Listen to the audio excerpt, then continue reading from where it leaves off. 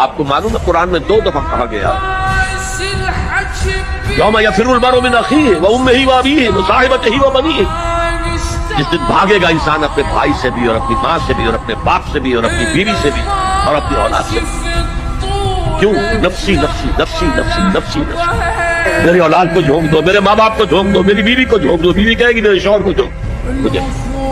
یہی نفسی نفسی دنیا میں رہے آپ کی، مجھے اپنے آپ کو بچانا ہے سب سے پہلے، اور پھر مجھے اپنے سب سے پہلے آل اولاد کو بچانا ہے۔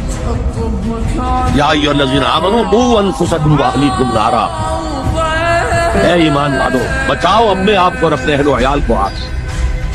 یہ کام ہے آپ کریں اور سمجھیے، نہ بیٹا کام آئے گا، نہ جورو کام آئے گی، نہ باپ کام آئے گا، نہ ماں کام آئے گا، تمہارا اپنا عمل۔ اگر تم اس راستے پر چلے، اپنی ہمت کے مطابق چلتے رہے